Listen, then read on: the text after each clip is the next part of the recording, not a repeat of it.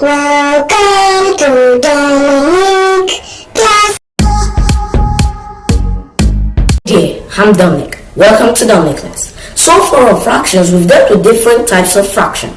But we can actually convert these fractions to decimal using this division sign. You may ask, why do I need to convert my fractions to decimals? Can't I just leave it like that? Yes, you are in the right place.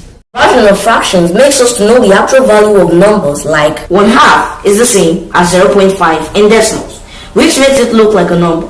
They are also useful for comparing. Let's convert this fraction. That looks familiar. Oh, that was the fraction we used earlier for illustration. To divide this fraction, we use the division symbol. The numerator will be inside and the denominator will be outside. Now it looks like this. Now we have to follow the procedure for division. How many times this 2 goes into 1? Oh, this doesn't divide anytime because 2 is bigger than 1. This is where our decimal point helps us. I think that 1.0 is the same as 1, in as much its value remains 1. Since 0 doesn't add up any value. Here we put 0.0, which makes it look like 10 divided by 2, which is easy. The only difference is that there's a decimal point in between. Let's ignore the decimal point and just look at it as 10. So 10 divided by 2 will give us 5, because 5 times 2 will give us 10, which leaves the remainder.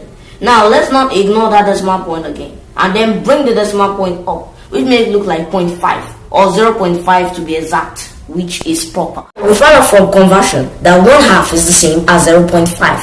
In case you're still struggling on the basics of fraction, I recommend you to watch our videos on types of fraction. Also, we have the fraction 1/4. We put this in the division symbol. Then we have this. 4 can't go anytime, so we'll put 0.0, which makes it look like 10.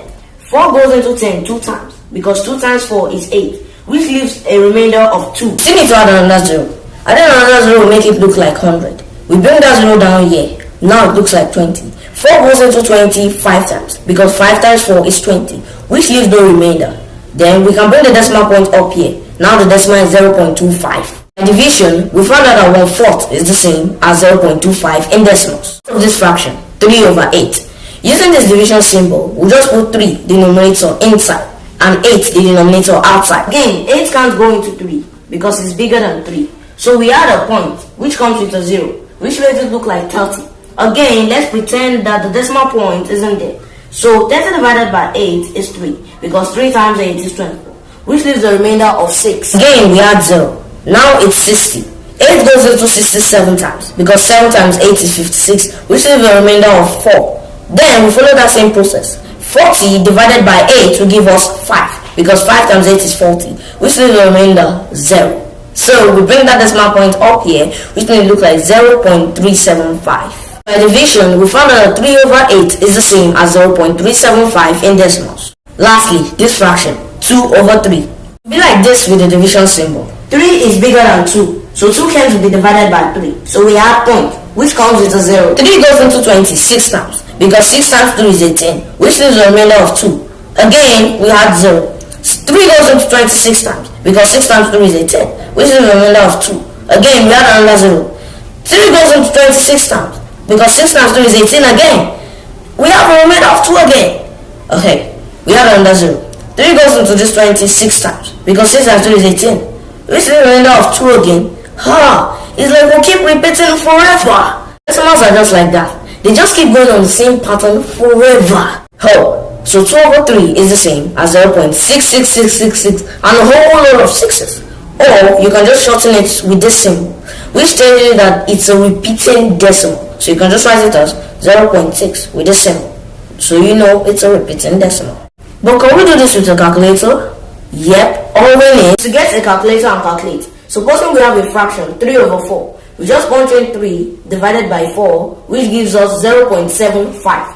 Supposing we have this fraction 1/3, we just punch in 1 divided by 3, which gives us 0.3333. A long row of 3, so we can just shorten it to 0.3 with this symbol. That's all we'll cover in this video.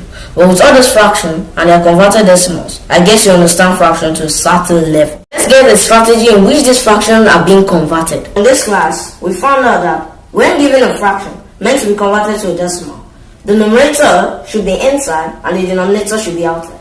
And if you keep having a remainder that is not 0, you keep times it and you keep adding a 0. As always, always get distracted. In case you're not still getting how these fractions are being converted, I guess you watched this video multiple times. Now, Dominic Class have impacted. It's time for you to practice. So try solving some of the questions in the comment section. As always, thanks for watching Dominic Class.